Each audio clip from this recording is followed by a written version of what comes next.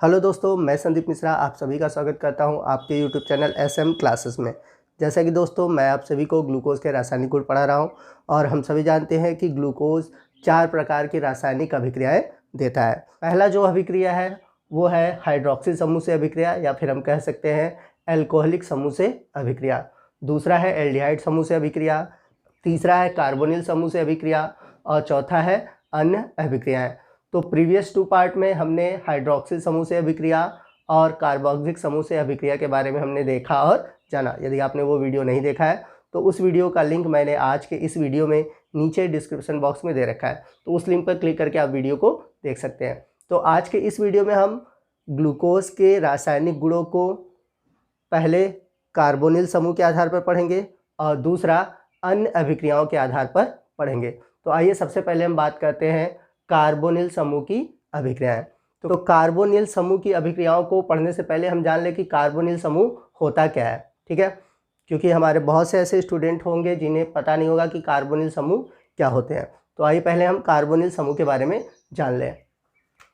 तो अगर आपने क्रियात्मक समूह कार्बोक्सिलिक अम्ल पढ़ा होगा, एल्डिहाइड पढ़ा होगा, कीटोन पढ़ा होगा, ठीक है, तो आप लोगों ने ये क्रियात्मक समूह पढ़े होंगे।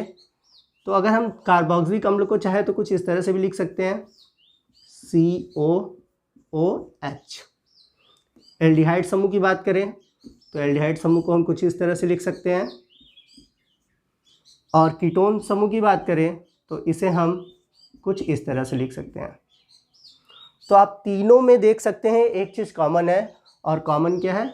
ये चीज़, ठीक है। और इसी समूह को हम बोलते हैं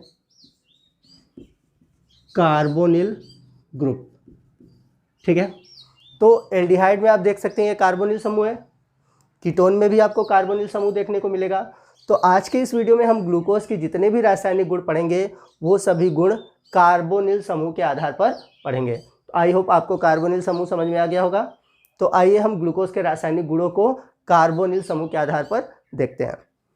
तो सबसे पहला अभिक्रिया है ग्लूकोज का हाइड्रोजन साइनाइड से अभिक्रिया।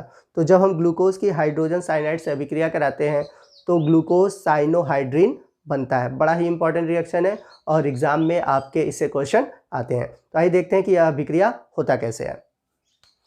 तो जैसा कि हम सभी जानते हैं ग्लूकोज में एल्डिहाइड समूह होता है, ये एल्डिहाइड समूह है। फिर उसके बाद आपके टोटल कार्बन कितने हैं? 6, 1 2 3 4 5 6। अब मैं सभी ग्रुप को लिख दे रहा हूँ।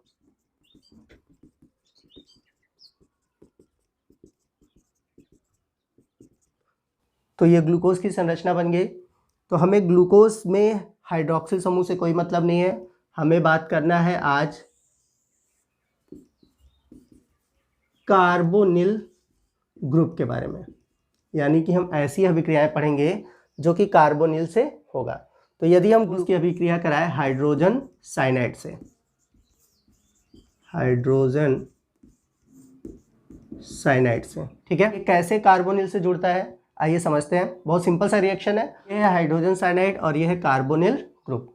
अब कार्बोनिल ग्रुप में अगर हम देखें तो ऑक्सीजन जो है इसकी इलेक्ट्रोनेगेटिविटी यानी कि विद्युत ऋणात्मकता अधिक होती है, इसलिए ये ऋणावेशित होगा, और कार्बन इलेक्ट्रॉन देगा इसलिए ये क्या होगा? धनावेशित होगा। अगर आप इस तरह से समझते हैं तो आसानी से रिएक्शन को लिख सकते हैं। वहीं हम देखें हाइड्रोजन साइनाइड में तो हाइड्रोजन पे क्या होगा? पॉजिटिव, और साइनो पर क्या होगा? निगेटिव। तो इसका जो CN भाग है वो निगेटिव है, वो किस पे अटैक करेगा? कार्बन पर, क्योंकि कार्बन क्या है? पॉजिटिव। और जो हाइड्रोजन आपका पॉजिटिव है वो किस पर अटैक करेगा? ऑक्सीजन पर।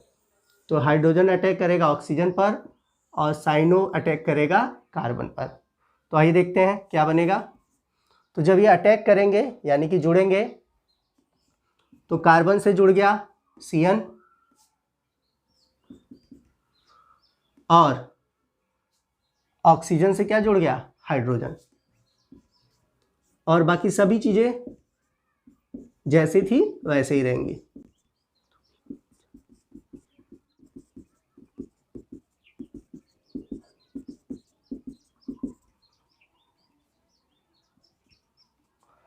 तो ये हमारा प्रोडक्ट बना। तो यहाँ पर आप देख सकते हैं कि जो CN था कार्बन से जुड़ गया, ठीक है, और जो हाइड्रोजन था वो ऑक्सीजन से जुड़ गया। ठीक है, और यह जो प्रोडक्ट बना ये है ग्लूकोज साइनोहाइड्रिन। मैं हिंदी में भी लिख देता हूँ, ग्लूकोज साइनोहाइड्रिन।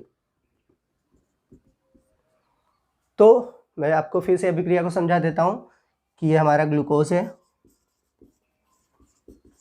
ग्लूकोज में जो ये समूह है ये कार्बोनिल समूह है, जो एल्डिहाइड समूह है उसमें कार्बोनिल समूह पाया जाता है। तो हम कार्बोनिल समूह की अभिक्रियाएं पढ़ रहे हैं। तो इसमें जो ऑक्सीजन है उसकी विद्युत ऋणात्मकता अधिक होगी, इसलिए इस पर ऋणावेश होगा, और कार्बन पर क्या होगा, धनावेश होगा। वही हाइड्रोजन साइनाइड की बात करें तो हाइड्रोजन पर धनावेश और Cn पर क्या होगा, ऋणावेशित होगा। तो ये जो Cn है वो अटैक करेगा कार्बन पे, क्योंकि कार्बन क्या है, धन आवेशित है, ये ऋण आवेशित है। और हाइड्रोजन अटैक करेगा ऑक्सीजन पर, तो कार्बन के साथ Cn जुड़ गया और ऑक्सीजन के साथ हाइड्रोजन। तो यहाँ पर देख सकते हैं कि ऑक्सीजन के साथ हमने हाइड्रोजन को जोड़ा है और कार्बन के साथ हमने Cn को जोड़ा है। ठीक है, यहाँ पे आपको डाउट हो रहा होगा कि डबल बॉन्ड यहाँ है, यहाँ पर हमने सिंगल बॉन्ड किया है। तो जब भी अगर आपने रासायनिक अभिक्रियाएं पढ़ी होंगी, रासायनिक अभिक्रियाओं के प्रकार पढ़ा होगा क्लास 11th में, तो वहाँ पर आपको बताया गया होगा कि कैसे जो अभिकर्मक हैं वो जुड़ते हैं। ठीक है, तो अगर आप चाहते हैं कि मैं उस पर वीडियो बनाऊं तो मैं उस टॉपिक पर भी वीडियो बना दूंगा। फिलहाल हम यहाँ पर सिर्फ ग्लूकोज के रासायनिक गुणों की बात करेंगे। आइए दूसरी अभिक्रिया को देखते हैं जो कि कार्बोनिल समूह से अभिक्रिया देता है। तो दूसरी अभिक्रिया है ग्लूकोज की हाइड्रोक्सिल एमीन से अभिक्रिया। तो जब ग्लूकोज हाइड्रोक्सिल एमीन से अभिक्रिया करता है तो बनाता है ग्लूकोज ऑक्सिम। तो बड़ा ही इंपॉर्टेंट रिएक्शन है, ये भी एग्जाम में बहुत पूछा जाता है। तो आइए इस अभिक्रिया को हम देखते हैं। तो सबसे पहले ग्लूकोज की संरचना बना लेते हैं। एल्डिहाइड ग्रुप को हम ऐसे लिख लेते हैं कार्बोनिल के फॉर्म में।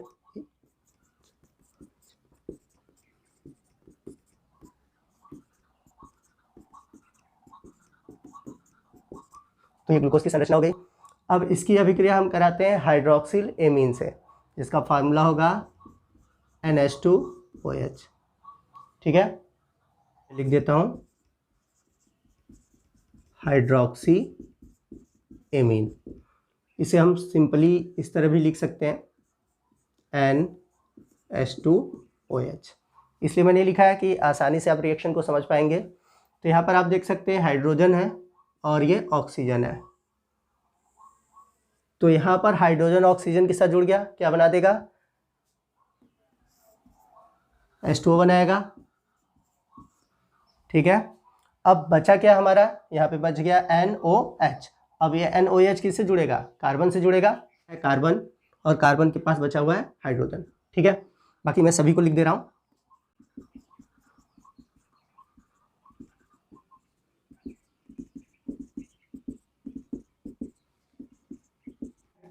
अब यहाँ पर NOH बचा है, यहाँ पर ऑक्सीजन निकल चुका है। तो यहाँ पे आप देख रहे हैं कि कार्बन की वैलेंसी 2 तो निकली हुई है। तो जब 2 ये निकला हुआ है तो 2 इसके साथ नाइट्रोजन के साथ भी जुड़ेगा ना। यहाँ पर देख रहे हैं कार्बन की वैलेंसी कितनी कंप्लीट हुई है, सिर्फ 2। अभी इसकी 2 कंप्लीट करनी बाकी है। तो ये नाइट्रोजन के साथ क्या करेगा, यहाँ पर डबल बॉन्ड से जुड़ेगा, N हो गया, फिर OH। तो यहाँ पर हमारा जो प्रोडक्ट बन रहा है वो है ग्लूकोज ऑक्सिम।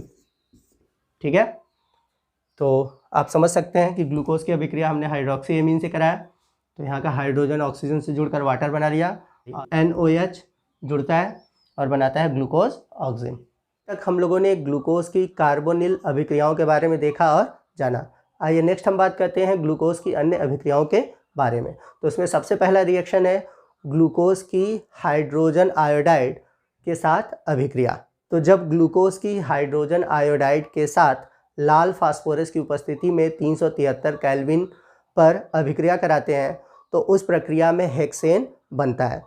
तो यह अभिक्रिया यह सिद्ध करता है कि ग्लूकोज में 6 कार्बन है। तो ग्लूकोज के फार्मूले में आपने देखा होगा कि जब हम ग्लूकोज का फार्मूला लिखते हैं तो क्या लिखते हैं, C6H12O6।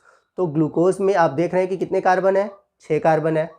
तो हम कैसे प्रूफ करेंगे कि ग्लूकोज में 6 कार्बन होता है, तो इस अभिक्रिया के माध्यम से हम सिद्ध कर सकते हैं कि ग्लूकोज में 6 कार्बन है। तो आइए रिएक्शन को देखते हैं। तो ग्लूकोज का फार्मूला होता है C6H12O6 H12O6। इसकी अभिक्रिया हम कराएंगे हाइड्रोजन आयोडाइड से। हाइड्रोजन आयोडाइड से अभिक्रिया कराएंगे लाल फास्फोरस की उपस्थिति में 373 केल्विन पर। तो जब हम इसकी अभिक्रिया कराते हैं हाइड्रोजन आयोडाइड से, तो उस प्रक्रिया में ये जो ग्लूकोज है, एक तरह से हम कह सकते हैं, वो कन्वर्ट हो जाता है CH3 CH2 4 CH3 में। तो यहाँ पर आप कार्बन की संख्या देख सकते हैं कितनी है, 4 1 5 और 1 6, यानी कि ये है हेक्सेन। और इस प्रक्रिया में जल के 6 अणु और साथ ही साथ आयोडीन गैस के रूप में बनता है। तो यहाँ पर आप देख सकते हैं आयोडीन गैस के रूप में बाहर निकल रहा है। तो इस अभिक्रिया में आप देख सकते हैं कि ग्लूकोज की अभिक्रिया जब हाइड्रोजन आयोडाइड से हम लाल फास्फोरस की उपस्थिति में 373 केल्विन पर कराते हैं, तो हेक्सेन बन रहा है, जल बन रहा है और आयोडीन गैस बन रहा है। तो यहाँ पर हेक्सेन का बनना, जो कि 6 कार्बन का कंपाउंड है, ये सिद्ध करता है कि ग्लूकोज जो है 6 कार्बन का यौगिक है। ठीक है, तो ये था पहला अभिक्रिया ग्लूकोज की अन्य अभिक्रियाओं से। ये दूसरी अभिक्रिया की बात करते हैं। दूसरी अभिक्रिया में हम ग्लूकोज की अभिक्रिया फेनिल हाइड्रेजीन से कराएंगे। तो जब हम ग्लूकोज की अभिक्रिया फेनिल हाइड्रेजीन से कराते हैं तो बनता है ग्लूकोसेजोन। तो आइए इस अभिक्रिया के लिए रिएक्शन देखते हैं। तो सबसे पहले ग्लूकोज का स्ट्रक्चर बनाते हैं।